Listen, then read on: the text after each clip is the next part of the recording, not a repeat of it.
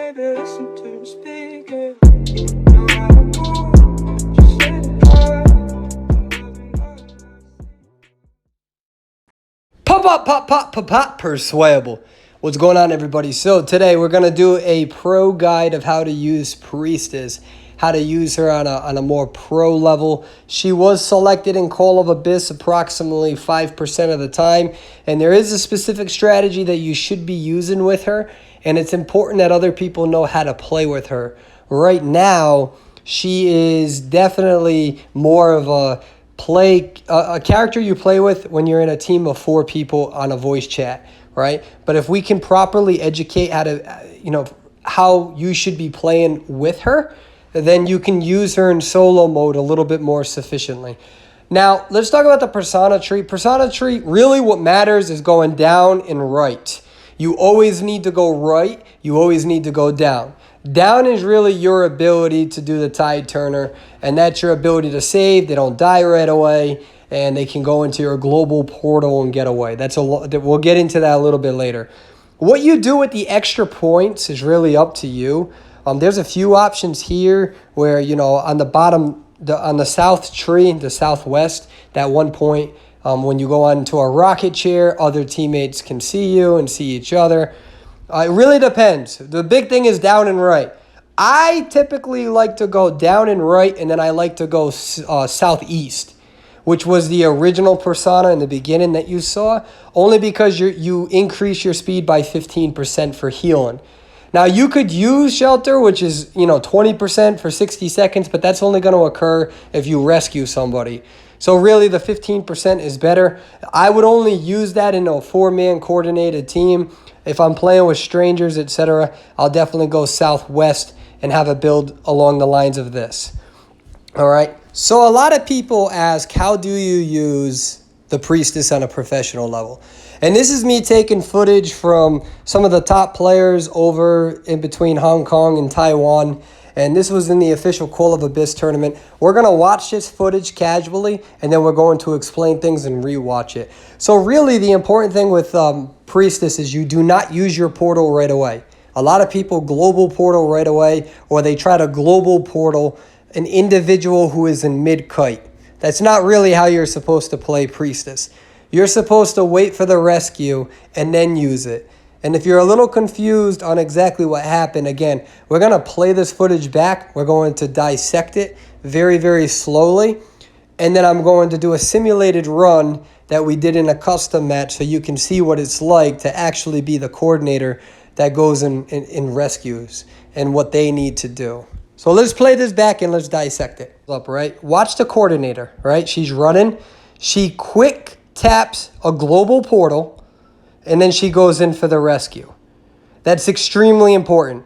So the first rule of thumb with a Priestess is make sure your global portal is always up. Again, and the reason being so is that global portal is actually the escape route. So when you use a global portal as a Priestess, you need to hold the skill down. But the person on the receiving end does not, all right? They just need to tap it. And what they're going to do is they're going to go in for the rescue, and through voice chat, that other player is going to follow the coordinator, and they're going to safely go through the global portal, and now that person was rescued and can get healed up. Now what that person is going to do is, see how they're immediately running towards the portal.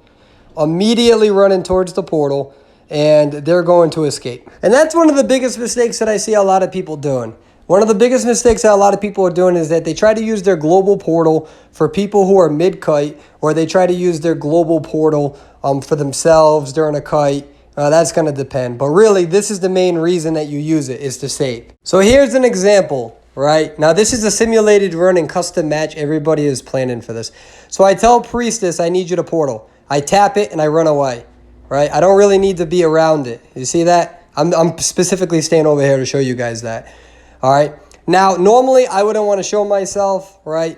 But what we're going to do is we're going to wait for that indicator to go up. We don't want to save them right away. I got to do a save tutorial guide. Do not save them right away. You want to waste time on that rocket chair.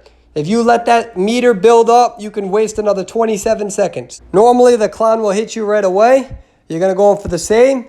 You're going to do this. The doctor's waiting for me. And with a coordinated team, this is how you get away.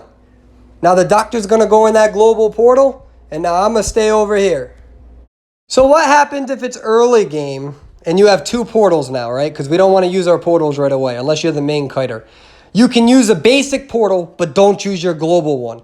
So watch this. This priestess used her basic portal because he knew he was going to come see her use the basic portal, and now she gets away.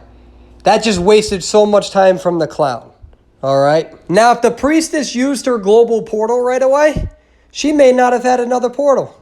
She may have been out of luck, and she could have died. She could have ruined it for her whole team.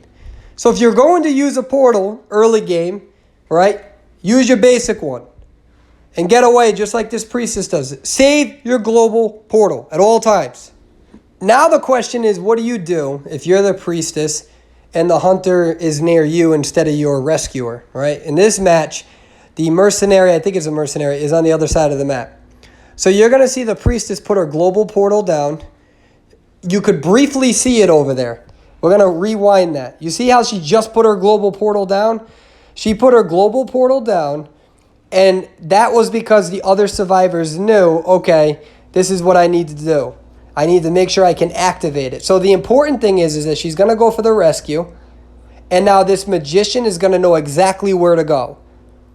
And one of the things that you have to be careful about is who activates the other portal, because the biggest trick that hunters will try to do is they'll try to teleport. They'll try to predict where that portal is, and then they'll try to teleport. Now here's where the mistake happens. Make sure that you don't allow the hunter to predict where that other portal is. So that's one of the downfalls to Priestess, is that the hunter is going to know where a lot of people spawn in the beginning of the map. So right here, the hunter takes an educated guess and teleports to where he thinks that global portal will be.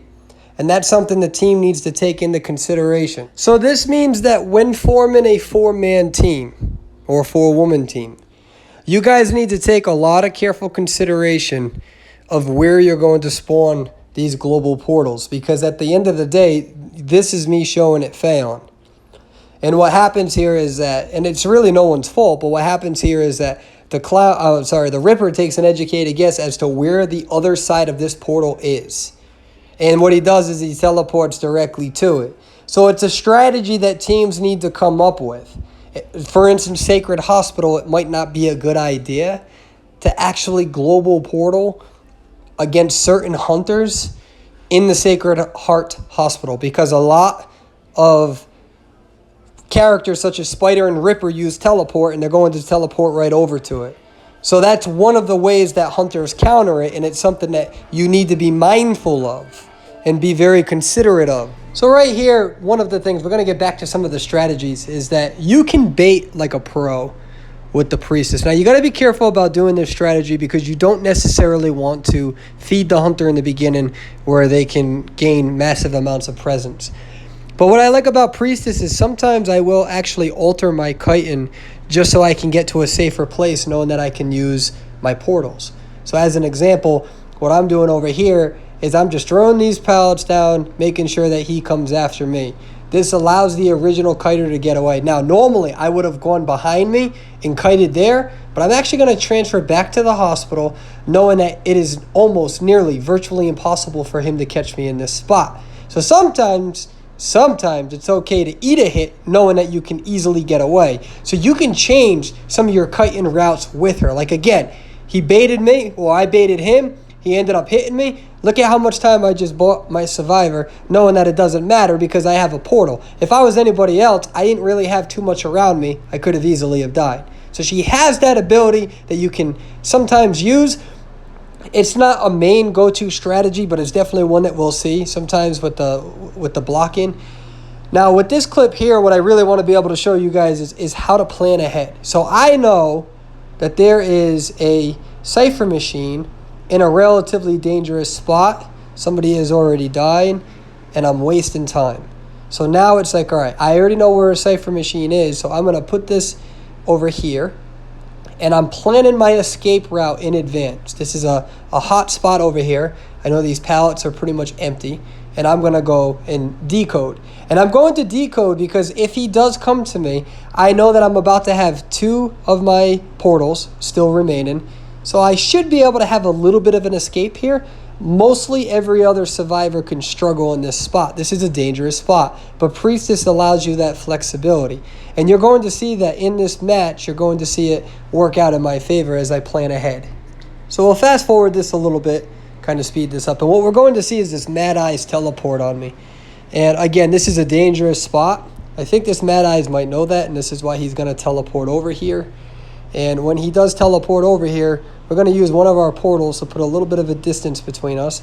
And really what this is me just kind of squeezing it out to the original escape plan that I had. Now, against a different hunter, I wouldn't have been this ballsy. Against like the Ripper, against the Clown, against the Spider, that may have not have worked out as well.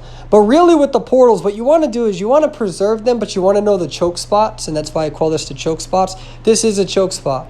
And it really will help you out being able to navigate around the map. And using your portals, that's what makes her a great kiter. Again, is she going to be used in rank mode or rather top competitive gameplay? Not as much anymore. Enchantress came out, Prospector came out.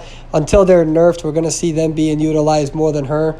But really, save your portals, use the blue one upon rescue, and get really good at changing your kiting routes with her because you can use a lot more flexibility. And I do think that sometimes it's better to be a bigger baiter. A bigger baiter to make sure that you can allow your teammates to survive longer. Only do it if the opportunity presents itself. And remember that as a priestess, you should always be one of the first or second people going in for the rescue because of your decode dekiting. Decode rescuing. Hope you guys enjoyed the video. It's a rough version of how to play Priestess. Again, don't think she's going to be that played with the new characters, but this is how you would play her. Take care, guys.